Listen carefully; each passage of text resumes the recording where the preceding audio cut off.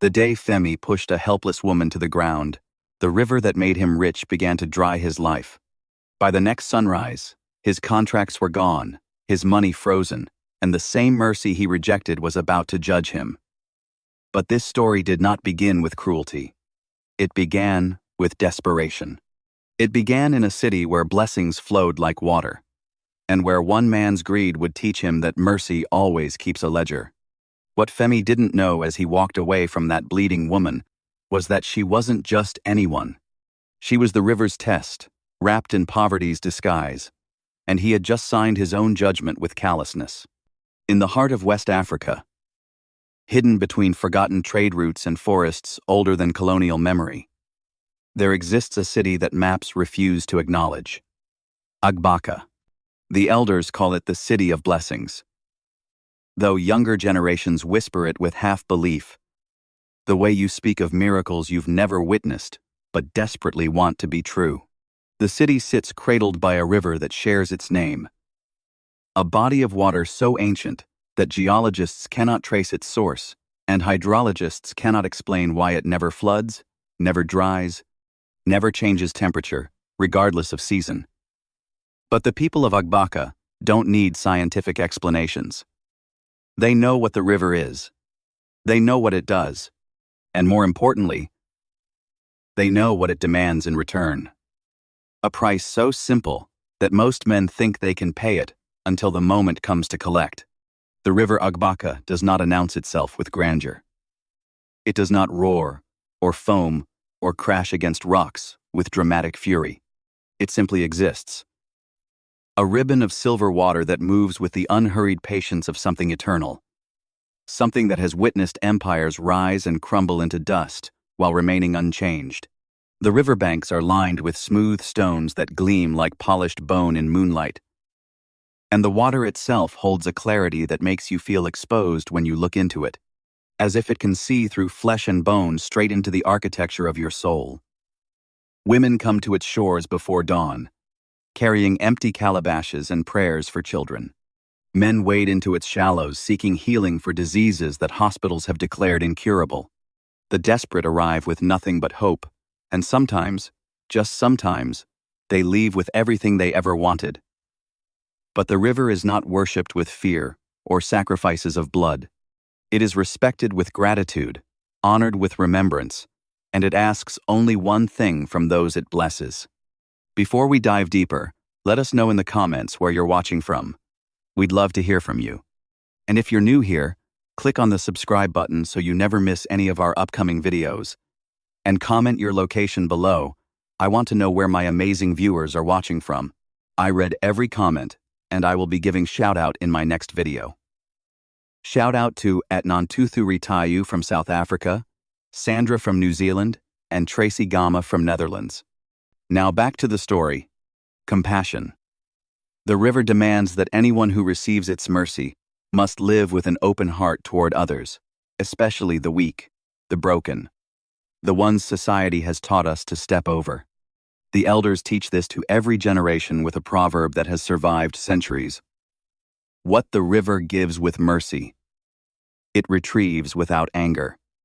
Most people think they understand. Most people are wrong. Because understanding a principle and living it when your patience is tested, when your reputation is at stake, when compassion becomes inconvenient, these are entirely different things.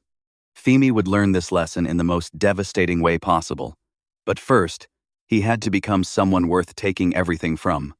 Femi Adeleke was 42 years old when his life began to collapse inward like a building with rotted foundations. He was a contractor, a good one, the kind of man who could read structural blueprints the way poets read verse, and could calculate material costs in his head faster than most people could reach for calculators. His hands were calloused from years of honest work. His back bent slightly from carrying the weight of projects he'd completed with precision and pride.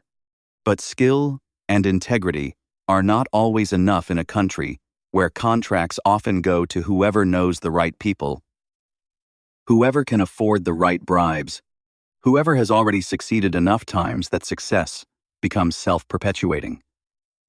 Femi had none of these advantages. What he had instead was debt that grew like a tumor, shame that kept him awake at night, and a wife whose faith in him was beginning to crack under the pressure of unpaid bills and broken promises. The house they lived in was mortgaged twice over. The car he drove made sounds that mechanics described, with grimaces and sharp intakes of breath. His children. Thank God there were no children. Just him and Yetunde, his wife of 15 years, who looked at him now with a mixture of pity and frustration that cut deeper than any anger could. She would pray aloud in the mornings, asking God to remember her husband's efforts, to reward his honesty, to finally give them a breakthrough. Femi would sit at the table, unable to meet her eyes, wondering if faith was supposed to feel this much like humiliation. His friends had stopped calling, not because they were cruel, but because poverty makes people uncomfortable, and Femi's continued failure had become a mirror they didn't want to look into. He had submitted proposals for 17 different contracts in the past 2 years. 17 rejections. 17 times watching less qualified competitors celebrate wins that should have been his. The 18th opportunity was coming, and it terrified him because he knew, in the deepest part of himself, that he couldn't survive another failure. The contract was massive, a multinational corporation's project to build a processing facility that would employ thousands and generate revenue for decades. The kind of project that could transform a contractor from struggling to established, from debtor to investor, from invisible to respected. Femi had prepared for months, refining his proposal until every number was perfect, every timeline realistic, every contingency planned for. But preparation doesn't silence doubt. The night before the final submission deadline, he sat alone in his small office, staring at documents that represented his last real chance.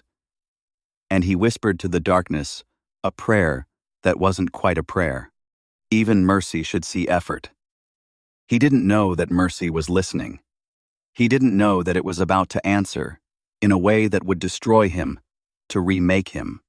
The decision to visit the river came to him like a memory that wasn't his, as if someone had planted the idea directly into his consciousness while he slept. Femi woke before dawn with absolute certainty that he needed to go to the river Agbaka. He needed to ask for what his effort alone couldn't achieve, needed to humble himself before something greater than corporate boardrooms and government contracts. He told Yetunde he was going for a drive to clear his head. She nodded without looking up from her Bible, and he wondered if she knew he was lying, if 15 years of marriage had taught her to recognize the specific weight of his desperate decisions. The drive to the river took 90 minutes through roads that seemed to narrow with every kilometer, as if the land itself was trying to keep him from reaching his destination. But Femi pressed forward, guided by something he couldn't name and wouldn't have believed in if you'd asked him about it a week earlier. The river at dawn looked like a border between worlds. Mist rose from its surface in lazy spirals, and the water held a stillness so complete that Femi could see his reflection with uncomfortable clarity. He was alone, or seemed to be, though he had the distinct impression of being watched by something ancient and patient.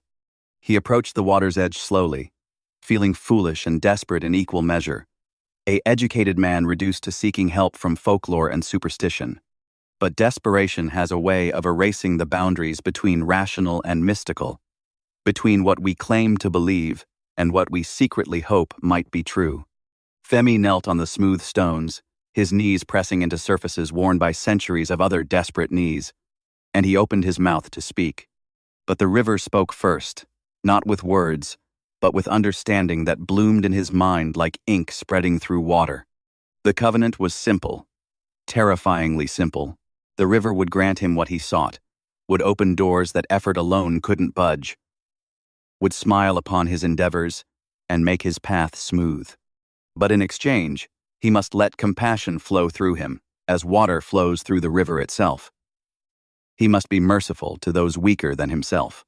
He must remember, always remember, that blessing carries responsibility, that fortune is meant to be shared, that the strong exist to protect the vulnerable. There would be no wealth extracted, no sacrifices demanded, no rituals to perform. Just one requirement: maintain a heart of compassion. Femi agreed without hesitation, his relief so overwhelming that tears blurred his vision as he stared into that impossible water. He agreed because the price seemed laughably small compared to what he would receive. He agreed because he truly believed, in that moment, that he was a good man who would never fail such a simple test. The river rippled in response, and if water could smile, Femi would swear later that it did. He left feeling lighter than he had in years, already imagining how he would use his success to help others, already composing the testimony he would give about hard work and faith. He never noticed that the river's smile might have held sadness along with approval, the kind of sadness that comes from knowing the future and being powerless to change it. The call came 6 days later.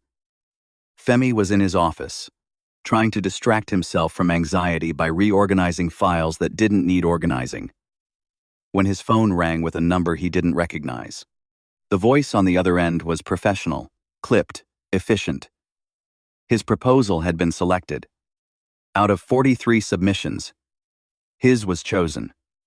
The contract was his.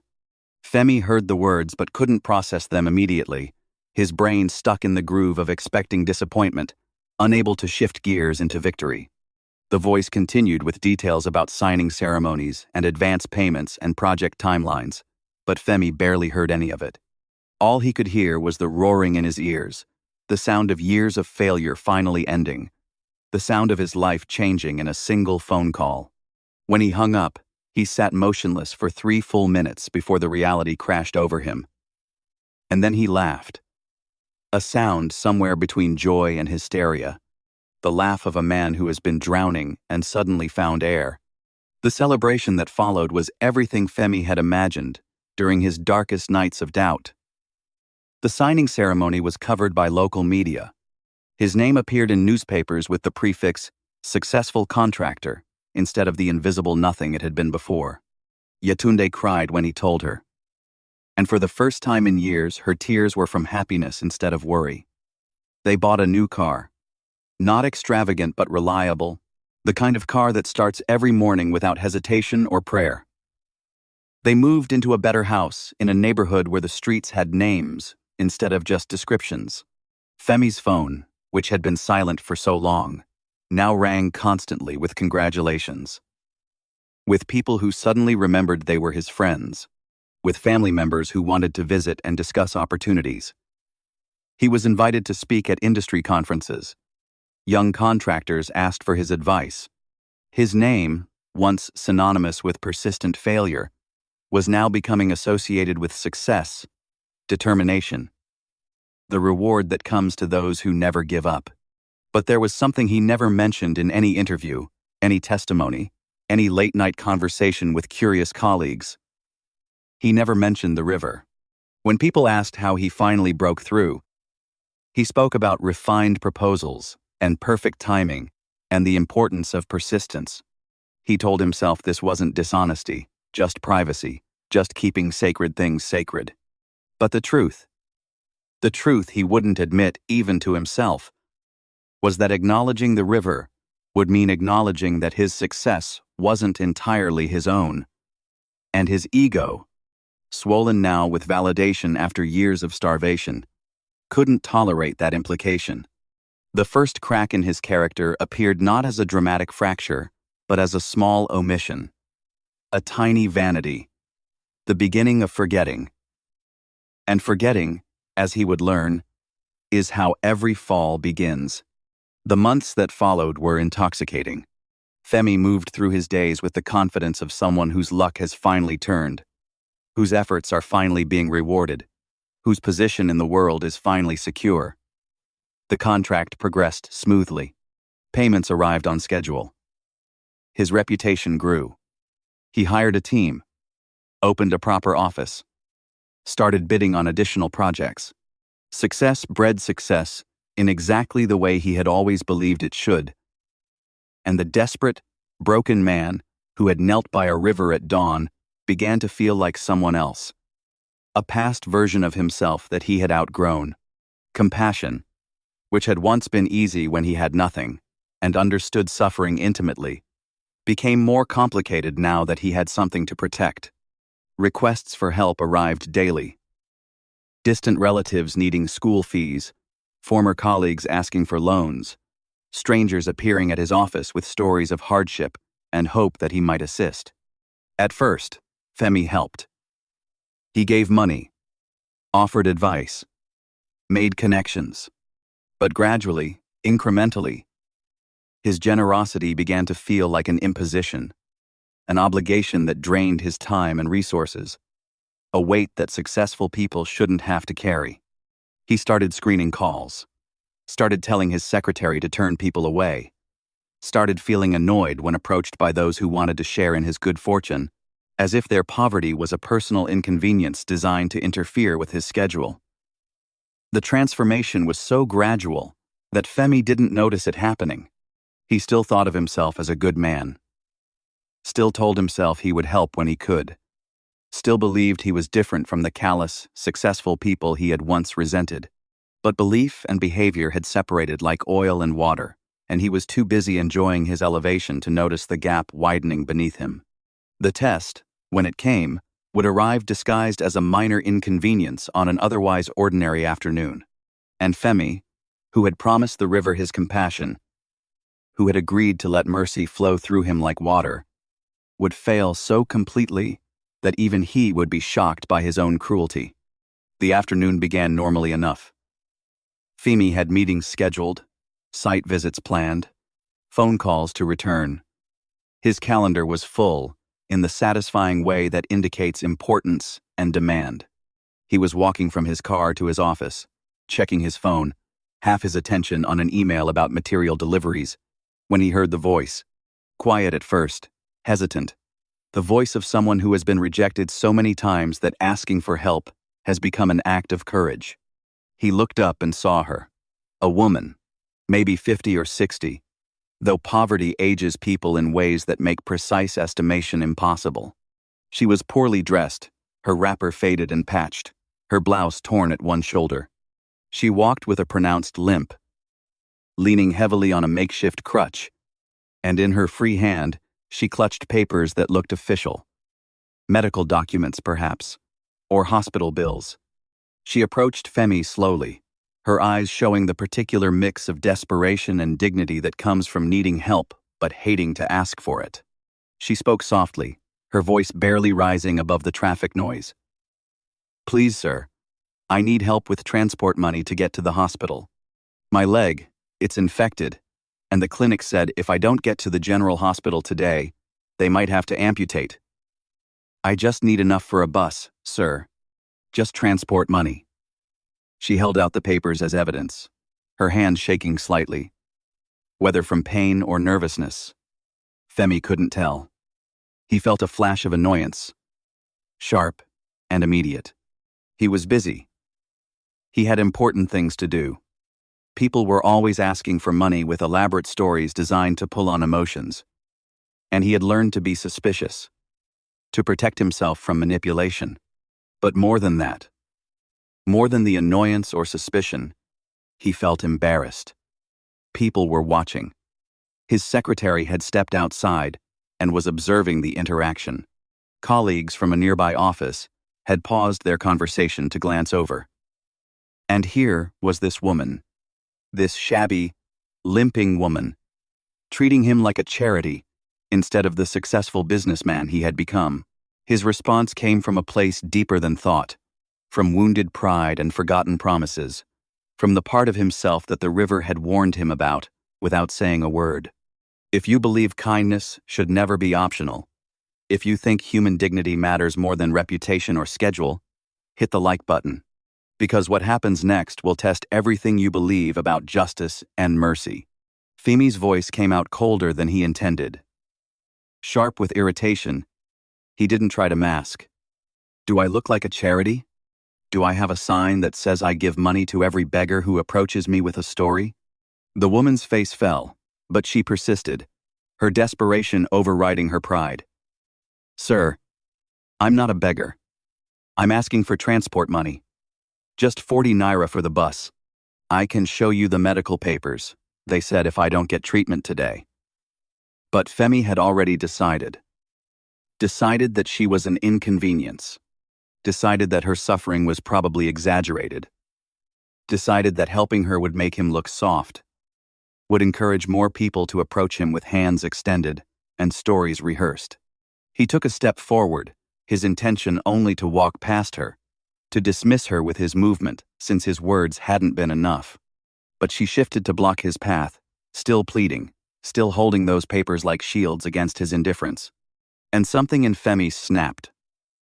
Some restraint that had been fraying since he stopped remembering where his blessings came from. Some basic humanity that success had eroded away. He pushed her. Not violently, or so he would tell himself later. Just a dismissive shove, the kind of gesture meant to create space, to establish boundaries, to make clear that she had no right to his time, or attention, or money. But she was already unsteady, already leaning on that makeshift crutch, already weakened by infection and pain. The push was enough. She stumbled backward, her crutch slipping on the pavement, her bad leg unable to support her weight. She fell hard, her body hitting the ground with a sound that made several witnesses gasp. A sound of bone meeting concrete without the cushion of youth or health or luck.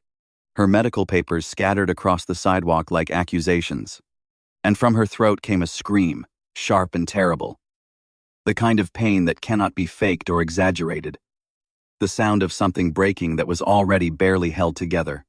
The woman lay on the ground, clutching her leg, the same leg that was already infected, now clearly broken from the fall. The bone had snapped. Femi could see the unnatural angle, even through her wrapper. Could see the blood beginning to seep through the fabric. People rushed toward her. His secretary stood frozen, her hand over her mouth. Pedestrians stopped to stare. And Femi, standing over this woman whose only crime was asking him for 40 naira, whose only mistake was believing he might have compassion, felt not remorse, but anger. Anger that she had created this scene. Anger that people were watching. Anger that her suffering was now his problem, his responsibility, his public embarrassment. The words that came out of his mouth next would haunt him for the rest of his life, would replay in his mind during sleepless nights, would become the sentence by which the river judged him and found him wanting. He looked down at her, at this broken woman crying on the pavement, at the blood and pain and desperation that he had caused. And he said, "If you don't stand, crawl away. I have work to do." Then he stepped over her, careful not to let her blood touch his shoes, and walked into his office, while behind him, people shouted in outrage, and someone called for an ambulance, and the woman wept. He closed his office door and sat at his desk and tried to focus on emails. Tried to convince himself that she had been in his way, that accidents happen, that it wasn't really his fault, but his hands were shaking. And somewhere deep in his chest, beneath layers of justification and denial, something whispered that he had just crossed a line that couldn't be uncrossed, had just failed a test he didn't know he was taking, had just activated consequences that were already in motion. That night, Femi couldn't sleep. He told Yatunde he was restless from work stress, but the truth was that every time he closed his eyes he saw that woman falling, heard that scream, remembered his own voice saying words so cruel they didn't sound like they could have come from him. He tried to rationalize. She had been blocking his path. She should have moved. It was an accident. But rationalization couldn't explain why he had walked away, why he had told her to crawl, why the sight of her blood had annoyed him instead of horrifying him. Around 2 a.m, his phone buzzed with a notification. His bank app, informing him of unusual activity on his account. He opened it with the fuzzy confusion of interrupted sleep and stared at the screen without comprehension. His account was frozen. All of it. The project payments, his savings, everything locked with a message about pending investigation into unspecified irregularities. His heart began to pound. He called the bank's emergency line, and was told someone would contact him during business hours. He spent the rest of the night staring at the ceiling, telling himself it was a mistake, a computer error, something that would be resolved with a simple phone call. If you're listening right now, help me prove something wrong. My mother said I wouldn't even reach 1,000 subscribers, but I believe stories like this deserve to be heard. Help me show her that these tales matter. Please click subscribe, and let's keep breathing life into stories that were never meant to stay silent. Now, let's continue. The next morning brought worse news.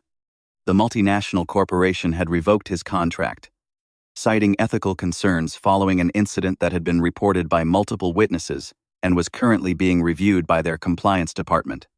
Ethical concerns. Femi read the email 3 times, his mind unable to process how quickly everything was crumbling. One day, he was successful. One day, he had money and contracts and respect.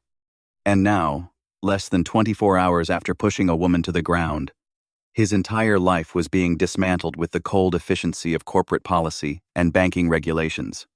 A lawsuit was filed by the woman's family, claiming assault and demanding compensation for medical expenses and emotional trauma. The local newspaper, which had celebrated his success months earlier, now ran a story with a headline that made him feel physically ill. Successful contractor assaults. Disabled woman tells her to crawl. The story included photos, the woman on the ground, the blood, witnesses pointing at his office, and Femi's face, captured in a moment that made him look exactly like the monster the headline described. His phone rang constantly, but now the calls were angry. Yetunde looked at him with confusion, turning to horror as she read the news stories, as she heard his stammered explanations, as she realized that the man she had married was capable of cruelty she had never imagined. His team abandoned him. His office lease was terminated. Vendors demanded immediate payment for outstanding invoices. Everything he had built, everything he had celebrated, everything that had made him feel safe and successful and validated, was being stripped away with devastating speed. And Femi, watching his life collapse in real time, finally understood what was happening. The river, the covenant, the promise he had made and then forgotten, the compassion he had agreed to maintain and then abandoned. He had taken the blessing. He had enjoyed the mercy. But when his turn came to show mercy to someone weaker, someone desperate, someone who needed from him exactly what he had needed from the river, he had failed completely. Comment justice if you believe that mercy demands accountability, that blessings carry responsibility, that cruelty always finds its reckoning. Femi drove to the river 3 days later, after the banks refused to unfreeze his accounts. After the lawyers explained that the lawsuit was legitimate and would likely result in a judgment he couldn't afford, after Yetunde moved to her sister's house because she couldn't look at him without seeing that woman on the ground, he drove there at dawn, just as he had months before, but this time with desperation of a different kind. Not the desperation of someone seeking a blessing, but the desperation of someone who has lost everything and knows exactly why. The river looked the same, silver and still and patient. But when Femi knelt on those smooth stones and begged for forgiveness, begged for another chance, begged for the river to understand that he had made a mistake, that he was sorry, that he would do better, the water remained silent. No understanding bloomed in his mind. No covenant was offered. There was only silence, and in that silence, a truth that felt like it was being carved into his bones. The river finally spoke. Not with words, but with knowing that felt like judgment and mercy simultaneously. You did not forget me. You forgot them. That was all. That was everything. Femi had remembered the river as the source of his blessing, but forgotten that the river blessed him so he could bless others. That mercy is meant to flow through people, like water flows through channels. That the point of having enough is being able to share with those who have nothing. He had treated the covenant like a transaction. a deal where he received, and the river demanded nothing of substance. But the river had demanded everything of substance. It had demanded his character, his compassion, his willingness to see suffering and respond with help instead of contempt. And he had failed so spectacularly that even he couldn't deny it. The river had not cursed him. Curses imply active malice, divine punishment, anger from the gods. No, the river had simply stopped blessing him, had removed its favor as easily as water recedes from shore, had left him with exactly what he deserved, based on how he treated others. He was not cursed. He was emptied. The investigation into Femi's finances revealed nothing illegal, because there was nothing illegal to find. But the ethical violation was enough. In a corporate world increasingly concerned with public image and social responsibility, a contractor who assaults disabled women asking for help is unemployable regardless of skill or past performance. The contract termination stood. His reputation was destroyed beyond repair. The lawsuit moved forward, and because he had no money for lawyers, he would lose by default. Everything he had gained was gone. And this time, there would be no river to visit, no mercy to ask for, no covenant to make.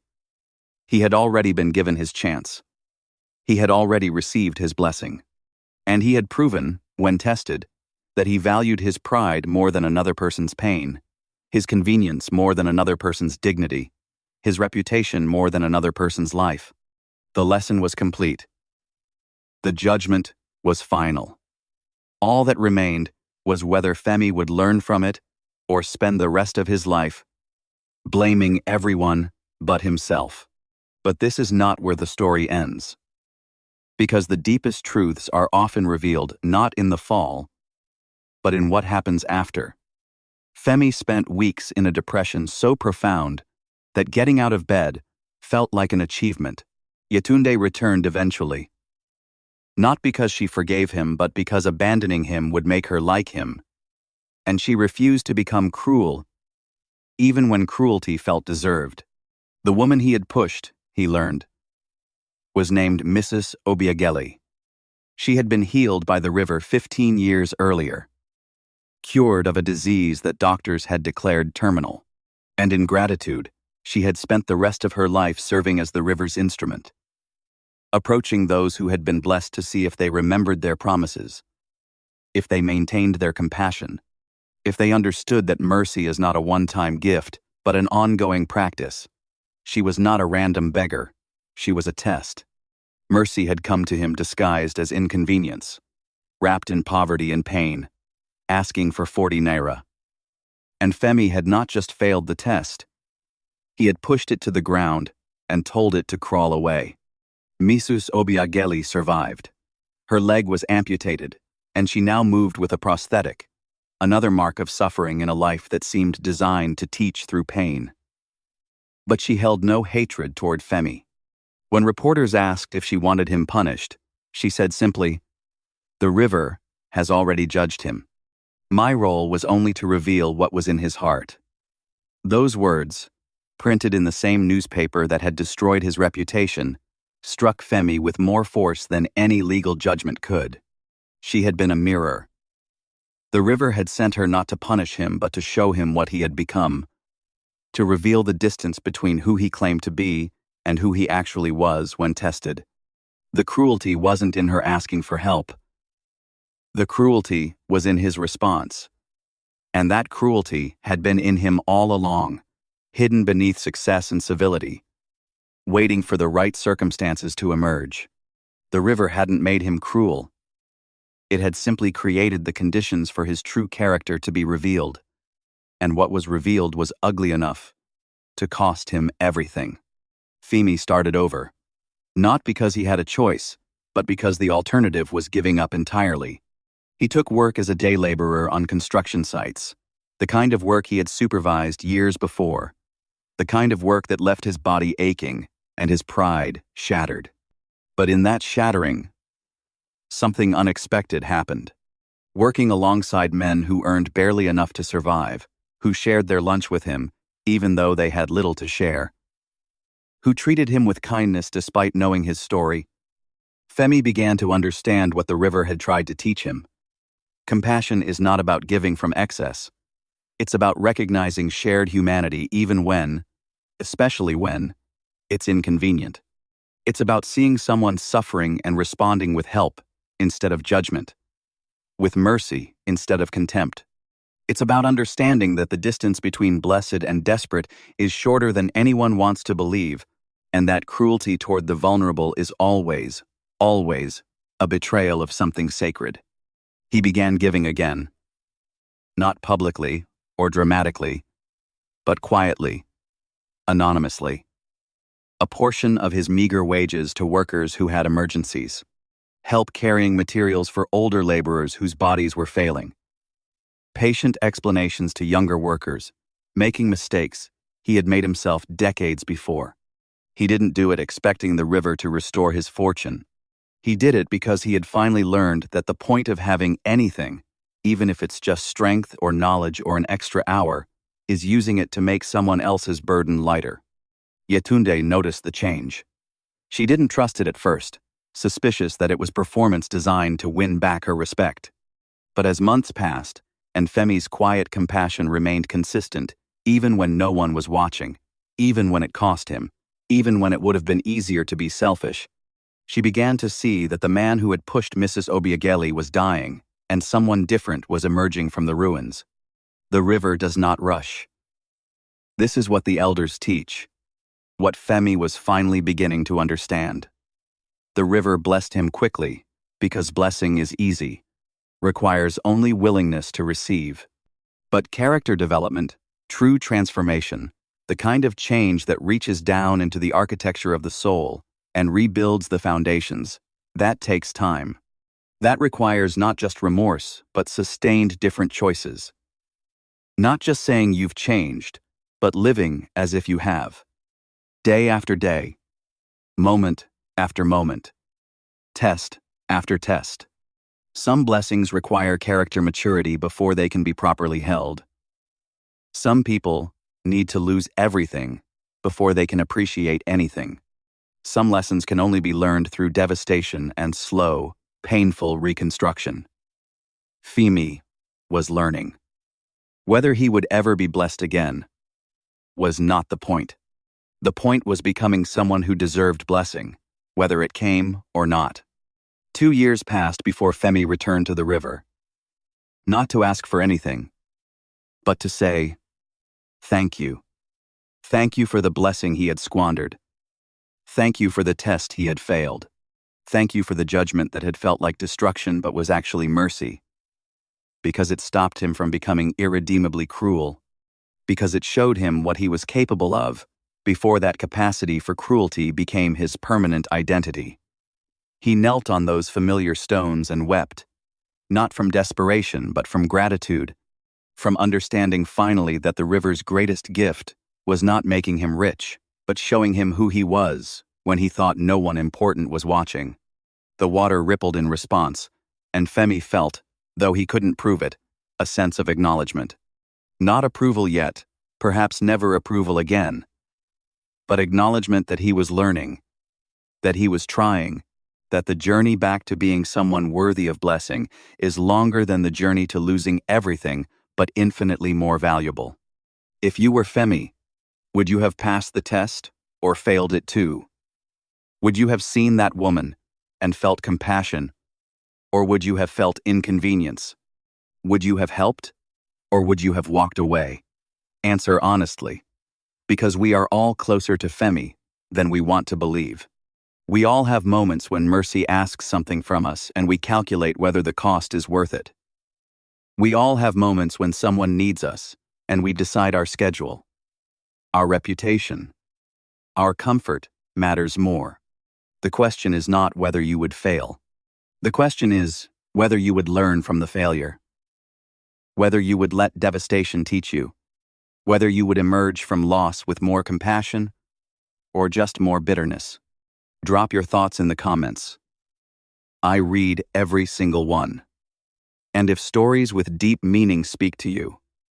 If you believe in the kind of wisdom that African folklore carries across generations, if you think these lessons about mercy and justice and character matter in our modern world, subscribe now. Help me prove that stories with soul deserve an audience. Help me show that ancient wisdom still speaks truth to contemporary hearts. Join this family of people who believe that how we treat the vulnerable reveals who we really are, who understand that blessing always carries responsibility, who know that mercy demands mercy in return. Subscribe. And let's continue this journey together, learning from our ancestors' wisdom and applying it to the choices we face every single day. Because the river is still flowing, the tests are still coming, and the question remains, when mercy asks you to be merciful, will you remember or will you forget?